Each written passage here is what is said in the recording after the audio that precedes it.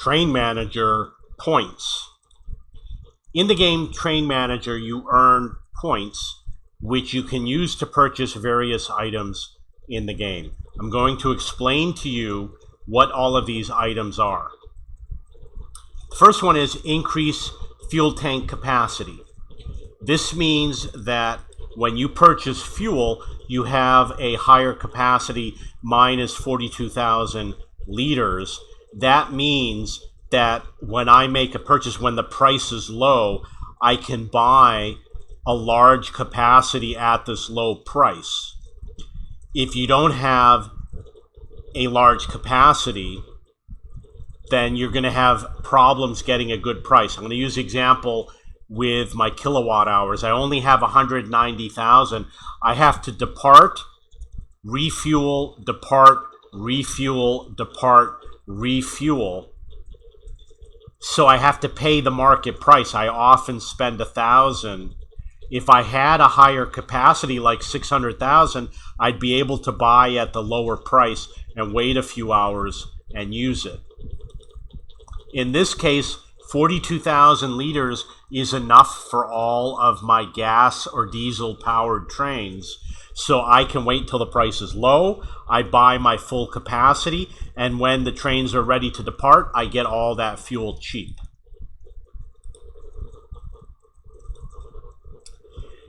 When you increase your capacity, the cost is going to keep going up. So in this case, it's going to go up by 6,000 liters. I got to pay a lot more points than I did the first time I did an increase. Over here, it goes from 190 to 210 for 40 points. It's really expensive. It's not a good deal. I need 600,000. This is nowhere near what I need. The spot lock capacity is going to be a big problem when I get more expensive trains, because the more expensive trains are going to use more kilowatt hours because they go a longer distance, they are more expensive to run, etc. So this is definitely going to be a problem. I might have to look for diesel trains when I buy new trains. International license. License to operate across country borders. Very expensive. However, you'll notice, for example, over here in Buffalo, that I can't go across into Canada from Buffalo or Niagara Falls because I don't have the international license. It's going to be a long time before I have an international license because I really have a lot of stations that I haven't yet purchased. I've only completed about a third of the game. So in order to have a second country, you are going to need to pay for this, and you're probably going to want to get a country bordering your existing country. I started in the USA. I'm probably going to get Canada next, and then Mexico.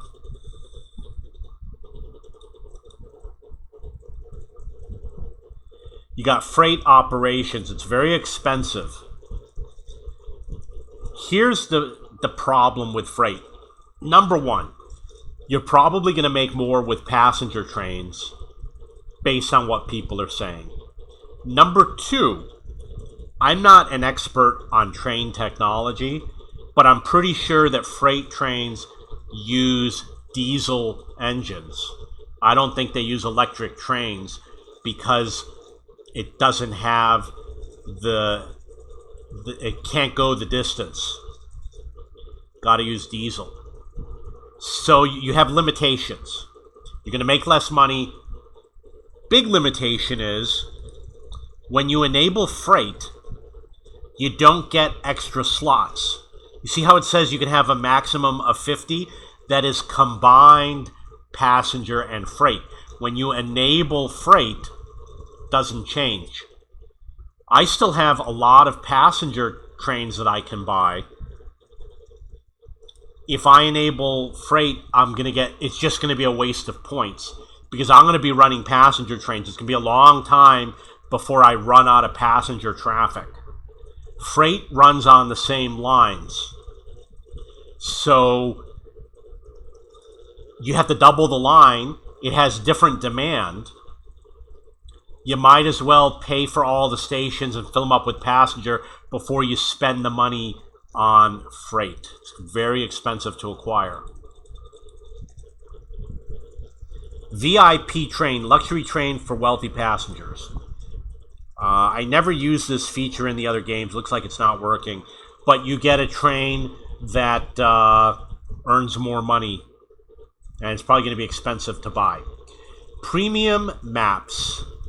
All maps and zoom. You get the topographic, dark, street map, maximum zoom. You can zoom in further. My advice is don't worry about it. The zoom is nice, but 500 points is really expensive. Told the developer, you know, make it cheaper. It's a popular feature. Make it a lot cheaper, and people will buy it. 4 times speed for 4 hours. My advice: this is a complete waste of money. I don't know why anybody would use this feature. It's so expensive. Who has all these points? And then IPO. You do the IPO, and I believe for me it's going to cost 50 points. And that's another thing that you purchase using points. See over here it says 50 points.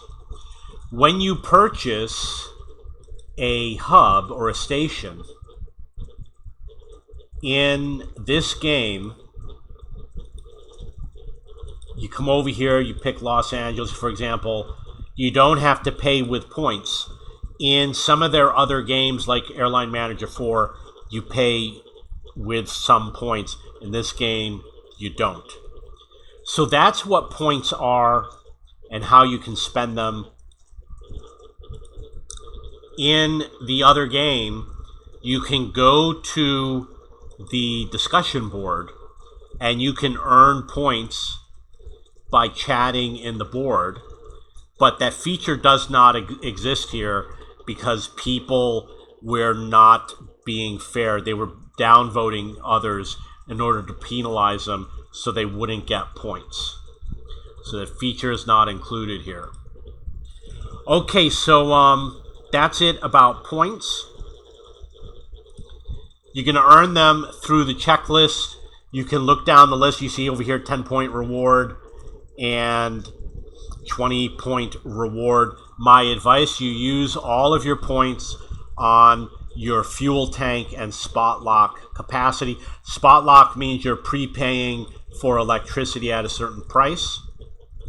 Over here you see how we got this vehicle and it says deliver now, 34 points. My advice is do not use it. Save your points for your fuel capacity and your spot lock capacity. It's going to save you a ton of money later in the game. Okay, so that is it about points once again. I am the owner of cheapbooks.com, which is a book search engine where you can search hundreds of millions of books worldwide, different languages,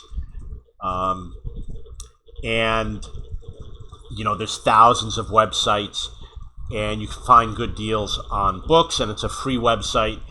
And you can go to the forum at cheapbooks.cc if you want tips about Train Manager. And don't forget to watch the other videos on my YouTube channel. If you got any questions or comments, please post below.